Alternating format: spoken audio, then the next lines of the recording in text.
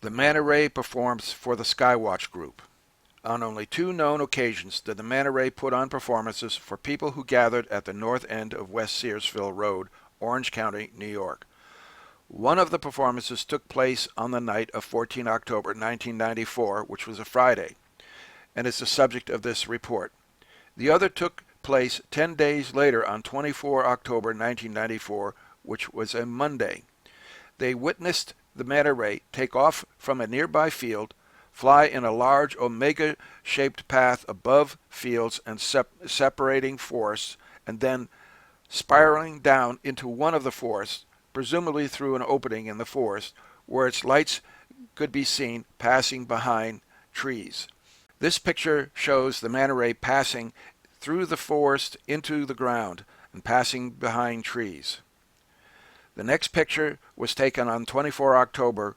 It shows from left to right Jim Lyons, Cliff Larson, and George Filer, who is the director of New Jersey MUFON. The white orbs in the picture are of unknown origin. They are not street lamps. Cliff is watching one of them dance above his head. Between 1993 and 1997, people gathered at this one spot along the intersection of Hill Avenue and West Searsville Road to exchange stories and hope to see something unusual in the night sky. Because of real estate development in 1997, the vacant lot now has several homes built on it. People are no longer permitted to park their cars along the road and gather there. Throughout this period, until a new ordinance ended skywatching on West Searsville Road in late 1997, you could find the same core group of watchers showing up again and again. People from Pennsylvania, New Jersey, Connecticut, New York City, Upper New York State, Long Island, and New Hampshire traveled hundreds of miles to join those who gathered on that country road. Dr. Ellen Crystal came from Hawley, Pennsylvania. Andy Morrison and his family came from Allentown, Pennsylvania. Michelle Guerin came from Long Island. Barbara Hartwell, when she began her Pine Bush investigation, traveled from Guilford, Connecticut. Later, she moved to that area so that she could continue her research. Jim Durfee and Pat Carlone also came from Connecticut. Mark Whitford, Donna Bertrand, and Sharon Cunningham came from Maryland. Greg St. Pierre came from New Hampshire. Jim White's black truck with camper top and the man's white van were common features parked at that location on any good night for skywatching. Whenever I went to see who was there, I would usually end up becoming engaged in conversation and story swapping rather than watching for something unusual in the night sky. This was not the place to go if you were serious about photographing anomalous aerial phenomena. The Friday night performance was with the usual group of skywatchers that gathered along West Searsville Road. What I found most interesting was their reaction to this performance and how easy it is for people to be fooled into adopting a conventional explanation. It may also be a very important reason why the Pine Bush phenomenon hasn't received more serious attention from investigators other than from Cornett and Crystal. But before I discuss their reactions, let me give a description of the event. The event. On 14 October, a Friday, someone spotted a low pair of lights to the north behind the trees that surround a house at the north end of West Searsville Road. From my knowledge of local maps and the terrain, I realized that the lights were rising from a swampy area. Now let's hear all the skeptics say, how do you spell swamp gas? As they began to rise and come towards us, I alerted other skywatchers in the group, and storytelling momentarily ceased as all eyes focused on the pair of golden white lights, the size and brightness of car headlights. Close to a dozen people moved out into the middle of the road to get an unobstructed view of the lights. It's an aircraft flying south before turning towards Stewart Airport, someone posited. But when the lights barely cleared the treetops at the end of the road, silently, I knew it was no conventional aircraft, in part because it was not obeying FAA flight regulations. Its extremely low altitude placed it below IFR operations and below radar detection. FAA Regulation 91.177, Minimum Altitude for IFR Operations. A. Operations of an aircraft at minimum altitudes. Except when necessary for takeoff and landing, no person may operate an aircraft under IFR below 1, the applicable minimum altitude prescribed in parts 95 and 97 of this chapter, or 2, if no applicable minimum altitude is prescribed in those parts, I, in the case of operations over an area designated a mountain area in Part 95, an altitude of 2,000 feet above the highest obstacle within a horizontal distance of 4 nautical miles from the course to be flown, or II, in any other case, an altitude of 1,000 feet above the highest obstacle within a horizontal distance of 4 nautical miles from the course to be flown, AIM/FAR 1994 Airman's Information Manual, Federal Aviation Regulations. Also, FAA Regulation 91.303 Aerobatic Flight. No person may operate an aircraft in aerobatic flight. A. Over any congested area of a city, town, or settlement. B. Over an open air assembly of persons. For the purpose of this section, aerobatic flight means an intentional maneuver involving an abrupt change in an aircraft's altitude, an abnormal altitude, or abnormal acceleration not necessary for normal flight. Quickly, those with binoculars began focusing in on the object as it slowly flew just to our west. I took 10 time exposures of it with my Minolta SLR, which was mounted securely on a stable tripod. The craft disappeared behind a low north-south ridge or hill to the west called Thompson's Ridge.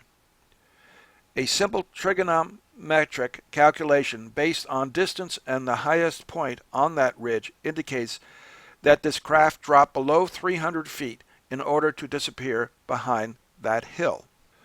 But what is even more unusual is that this time exposure shows that the craft slowly rotated as if banking, but maintained a straight path in a nearly vertical orientation as it passed us to the west.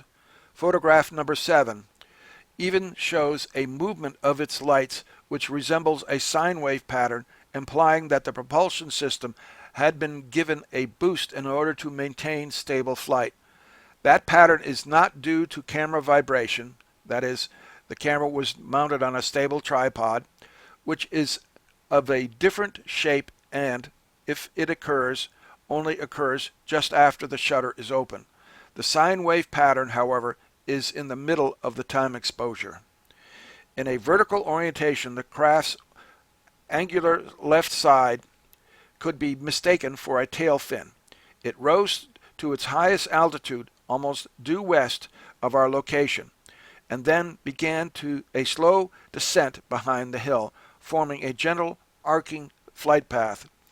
After disappearing for about 3 minutes behind the ridge, it re-emerged to the south as it came through a gap in the ridge where West Searsville Rd climbs over the ridge. The craft had rotated back to its horizontal orientation. The last time exposure, that is time exposure number 10, was taken at 9:30 to 9:30 10-second p.m. as the UAP flew east over South Searsville Road. It continued to descend until it disappeared behind treetops to the southeast, at least 8 miles short of the Stewart Airport runway. At no point during the event did the UAP reach minimum FAA required altitude of 1,000 feet. It traveled 2.7 miles in 250 seconds, which computes to an average speed of 38 miles per hour. This performance of the Manta Ray is reminiscent of the 29 April 1993 performance, the subject of Volume 4, called The Performance, on my BUFOD website. The reaction of the core group of skywatchers was both interesting and disappointing, because most of them did not routinely take photographs of suspected anomalous lights, and because most of them were engaged more in social activities.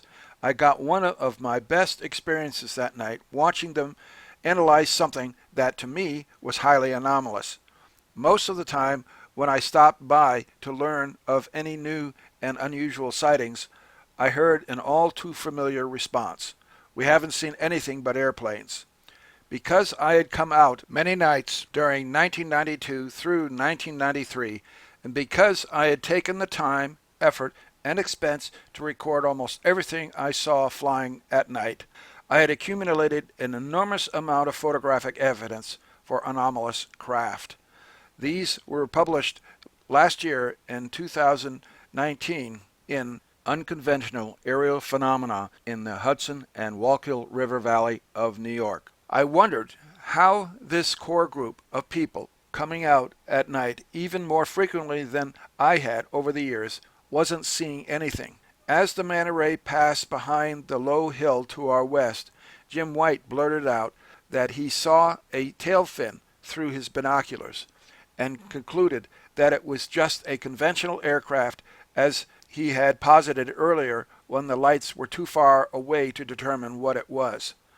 Someone else in the group also said he thought he saw a tail fin through his binoculars, but another person wasn't so convinced. She noted that the object was too low to the ground and flying too slowly to be a conventional aircraft, but Jim insisted that it was an airplane.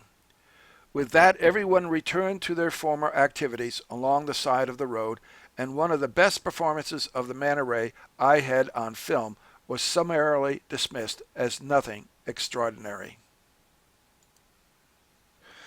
I rattled off a list of reasons for suspecting that it was the Manta Ray, but none of the people there were persuaded to change their minds. Apparently, the angular left side of the craft sticking up in the air had been mistaken for a tail fin, even though a clear outline of a conventional airframe with wings was not visible. Hill wrote in 1995 an explanation for why UAP using plasma lights can have indistinct outlines. Apparently, it was more believable to think that they had seen a large conventional aircraft flying well below normal altitude, even for a plane on approach to an airport 9 miles away, than an unconventional aircraft with an unfamiliar shape doing illegal aerobatics for our entertainment. Without videotape and photographs to analyze on the spot, I wondered just how much they had missed.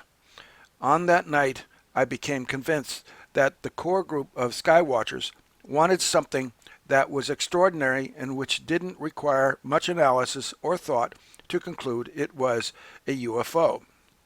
Because this sighting required the analysis of photographs and calculations of distance, speed, and altitude in order to rule out a conventional jetliner, it should become apparent that on location, identification at night is a very difficult to impossible task using unaided eyes and binoculars, especially if the object in question is camouflaged in any way. Most of my sightings required detailed analysis before I was certain that the unidentified aerial phenomena was not a conventional jet.